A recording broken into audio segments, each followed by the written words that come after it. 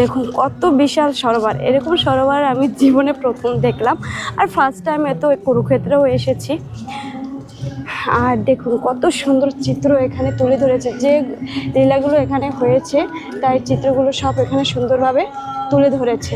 তো ব্রহ্ম সরোবরে কিন্তু অনেক কাহিনী আছে, তো আমি জানি না, প্রভুর মুখ থেকে শুনবো তারপরে আমি জানবো। আর দেখুন এখানে প্রভু বলেছে স্নান করতে হবে, তো স্নান করার জন্য সুন্দরভাবে মানে পজিশন আছে। এখানে স্নান করতে কোনো ভয়ও লাগবে না, কিছুও না। কালকে এসে সকালবেলা স্নান করে নেব। আর দেখতে দেখতে এক ভক্ত এখন স্নানও করছে। আর দেখুন অনেক ভক্তরাও এসেছে, বাঙালি ভক্তও এসেছে, দেখেছিলাম অনেক বাঙালি ভক্তও আছে।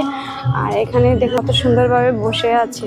তো আমরা আজকে এসে পৌঁছেছি 8টার দিকে, এসে প্রসাদ পেয়েছি, তারপরে একটু রেস্ট নিয়ে বের হয়েছে। সবাই ক্যামেরা দেখে শুধু ক্যামেরার দিকে তাকিয়ে আছে। আমার একটু লজ্জাও করছে ভিডিও করতে, কী করার আছে, একটু এসছে যখন ভিডিও তো একটু করতেই হবে, নচেত স্মৃতি কীভাবে ধরে রাখবো, তাই না? তো দেখুন এখানে সুন্দর কিন্তু বৃন্দাজিকে রেখে দিয়েছে, আর গণেশজিও আছে, আর এখানে একটা মন্দিরও রয়েছে। এখানে কার পুজো হয় প্রভুকে জিজ্ঞেস করতে হবে সব কিছু। আমি নতুন তো এসেছি, আগেও বললাম, এখন পর্যন্ত কিছু সেরকম জানি না। আর দেখুন চিত্রগুলো কত সুন্দরভাবে তুলে ধরেছে, খুব সুন্দর লাগছে। এখানে সূর্যটা কিভাবে এসছে, পুরো চোখে পড়ছে সূর্য, মনে হচ্ছে সূর্য আমার খুব কাছে আছে, কিন্তু এটা তো অনেক দূরে। এই গাছগুলো কি গাছ বলো তো? এই গাছগুলো কি গাছ? পাতাগুলো কোনো ঝাউ গাছের মতো লাগছে। ঝাউ গাছের মতো লাগছে? ঝাউ গাছের মতো লাগছে না? কি যেন একটা গাছ, দেখছো গাছগুলো কি মোটা মোটা।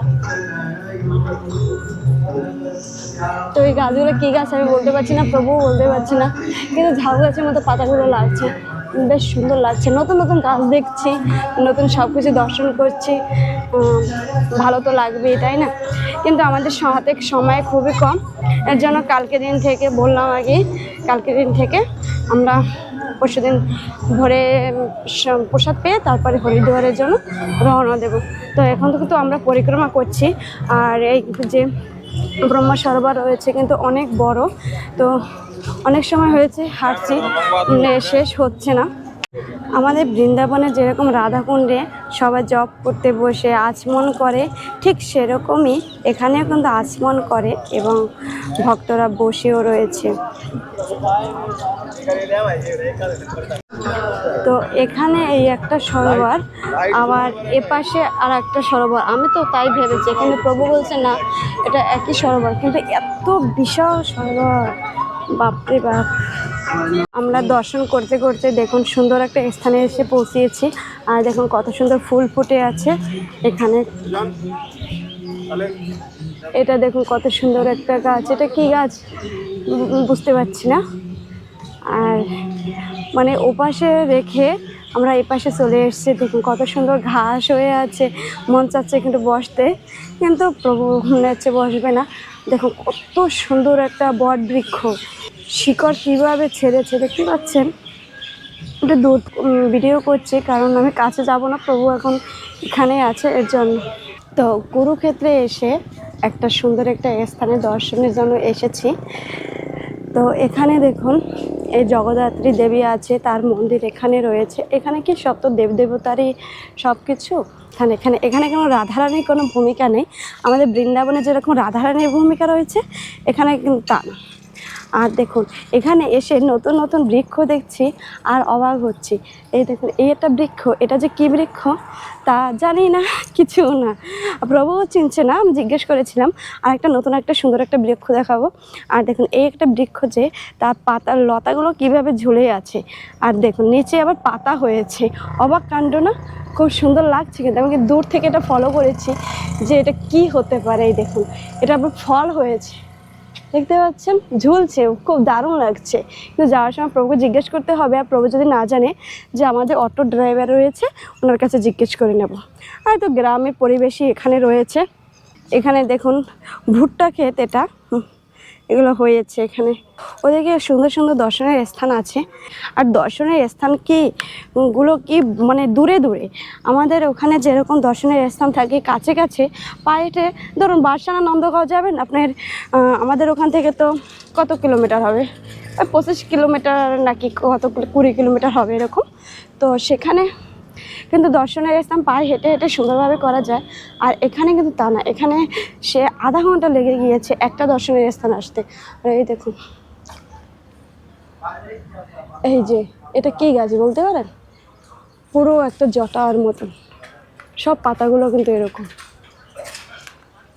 মোটা মোটা আছে। ভোলানাথ, এই যে ভিতরে ক্যামেরা অ্যালাউ আছে কিনা জানি না, দেখি ঢুকি, তারপর যদি কিছু না বলে তারপরে বের হয়ে যাব, অসুবিধা নেই। আগে তো কিছু বলছে না, তো প্রথমে আমি এই যে প্রণাম করে উঠিনি। দেখুন এখানে সুন্দর যে একটা গোমাতা রয়েছে। আর এখানে এখন পরিষ্কার করছে, জল দিয়ে পরিষ্কার করবে। সব মন্দিরে মন্দিরে ভোলানাথের দেখতে পাই। আর এখানে ধরুন এই পাথরের আছে, আর অন্য জায়গায় দেখেছি আমি রূপো দিয়ে গড়িয়ে তারপরে রেখেছে। তো খুব সুন্দর লাগছে এখানে। তো ভিতরে আর যাবো না এখন আমি, এখানে পিছনে গিয়ে দেখে কি আছে। এখানে বড় বড় কাঠ কেটে রেখেছে, কিন্তু অনেক গরম আছে। আমাদের যে বৃন্দাবনে যেরকমটা পোড়া পোড়া গরম, এখানেও সেম একটু হালকা লাগছে। মানে এখন যা ওয়েদার, তাতে এত গরম থাকা উচিত না, তারপরও গরম আছে, কি করার আছে। তো আমার জুতো এখানে রাখা আছে, এখন পায়ে দিয়ে নেব। আর প্রভু ওখানে আছে। আর আমাদের যে অটো, এটাই এসেছি, 4 চাকা করিনি, কারণ কাছে আছে তো এর জন্য। তো ওপাশে যাই, ওপাশে সুন্দর যে একটা কুণ্ড রয়েছে, সেখানে যাব এখন। তো যাই হোক, অর্পিতা এখন মাতা কুন্তী দেবীর আশীর্বাদ গ্রহণ করছেন, নকুল সহদেবের আশীর্বাদ গ্রহণ করছেন। হ্যাঁ, চরণ ধরার স্পর্শ ইচ্ছা হলেই হবে, কৃপা প্রাপ্ত হয়ে যাবে।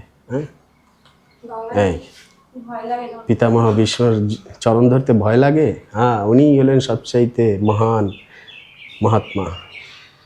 আর এই হলো অর্জুন। আর সবচাইতে প্রথমে হলো সারথি কৃষ্ণ। बोलो कृष्णचंद्र भगवान की जय। जय श्री गोपाल की जय। ना प्रसाद नहीं ना, थोड़ा सा देने से हो जाएगा ये। थोड़ा देंगे, थोड़ा देंगे। बस, राधे राधे। ओ, मैं वहाँ से ले लेता हूँ। ठीक, हाँ ठीक है, ठीक है। चला लो, दर्शन कर देंगे।